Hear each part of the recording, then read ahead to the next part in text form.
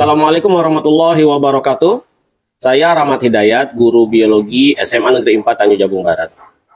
Ibu bapak sekalian, pernahkah kita mengalami kendala dalam melaksanakan pembelajaran?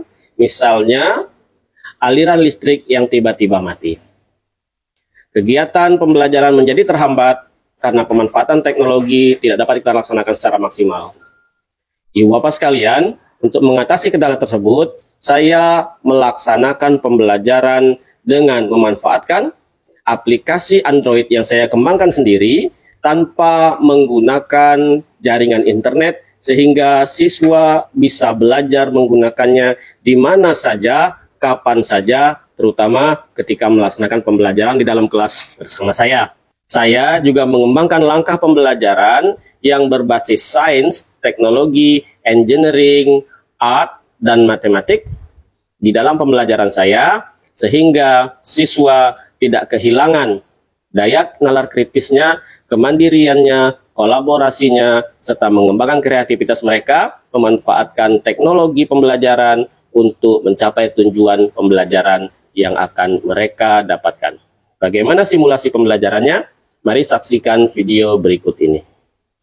Duduk siap, hentikan semua kegiatan. Berdoa dimulai. Berdoa selesai. Beri salam kepada Bapak Guru kita. Assalamualaikum warahmatullahi wabarakatuh. Assalamualaikum warahmatullahi wabarakatuh. Waalaikumsalam warahmatullahi wabarakatuh. Selamat siang. Siap.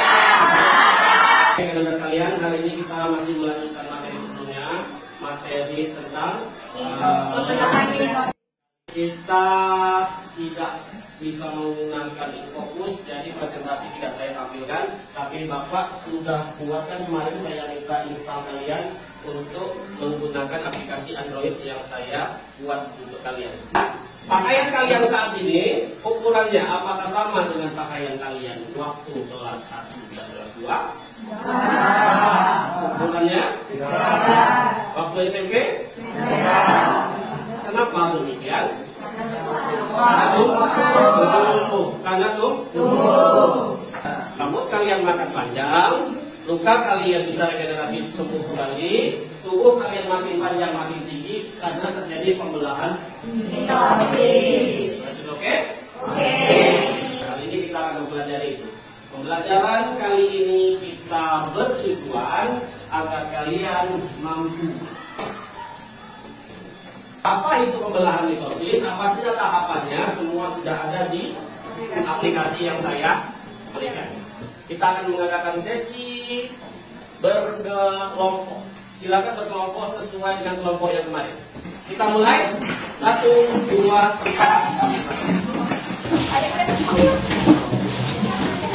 Setiap kalian sudah memiliki aplikasinya.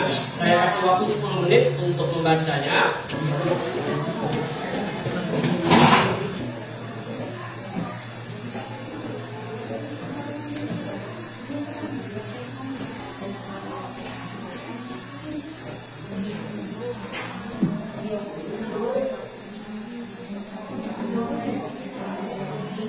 Terkait apa ya? Perlu minta materi pertanyaan? Tidak ada?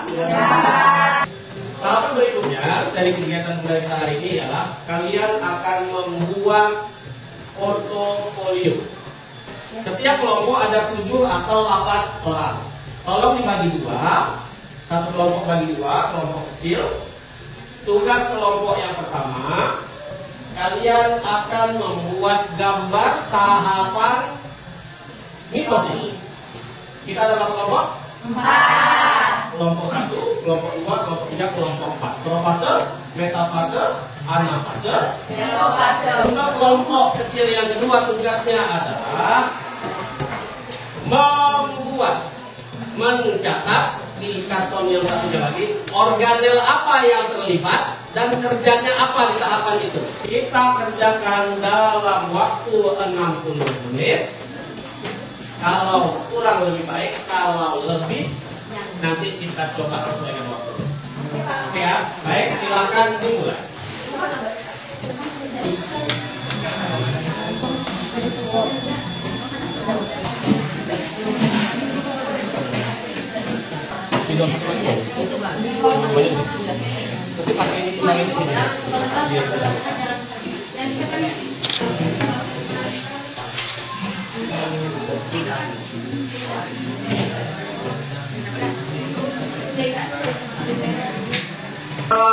filmnya nganggur untuk yang gambar bisa dipakai untuk menulisnya untuk menggambar. Ya, pakai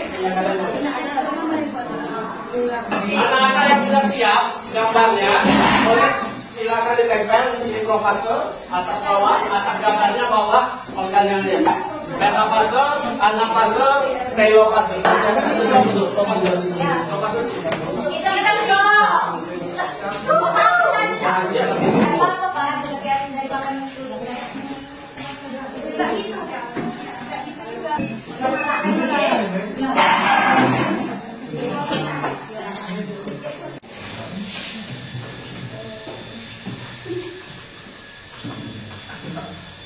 Baik, di tahap presentasi ini sudah lelah, masih mati lampu, hidup mati lagi. Kita akan mengadakan sesi presentasi per kelompok satu dulu, profase, beta fase, baru anafase, baru telofase. Silakan ketika presentasi sampaikan isi 2 karton ini, kemudian yang lain di kelompok lain silakan cek aplikasinya di HP, kemudian bandingkan jawaban di karton dengan aplikasi. Jadi proses profase ini adalah gambarnya, kemudian organel atau strukturnya. Yang pertama ada kromosom atau kromatin, kedua membran inti, yang ketiga sentrosom, dan yang keempat benang spindel. Proses metafase ini adalah membran inti melebur, kromosom berkumpul di bidang ekuator yang ada di tengah sel.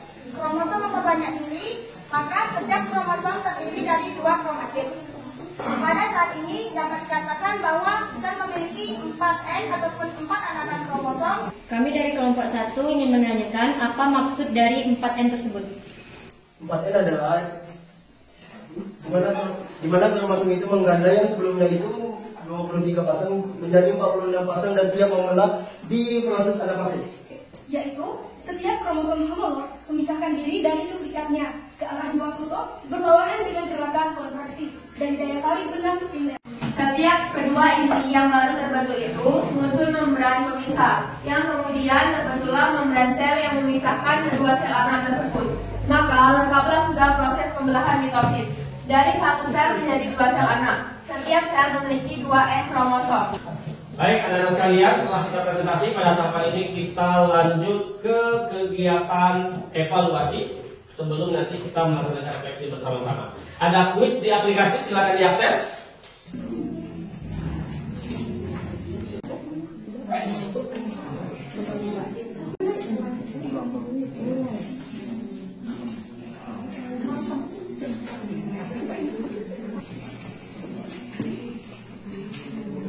Sudah? Sudah. Yang salah satu, coba tangan. Salah 2? 1 orang. Betul semua? Oke, lumayan. Lalu kita kanan kiri. Tidak bentuk. Ya. Pertanyaannya. Apakah ada informasi baru pada materi hari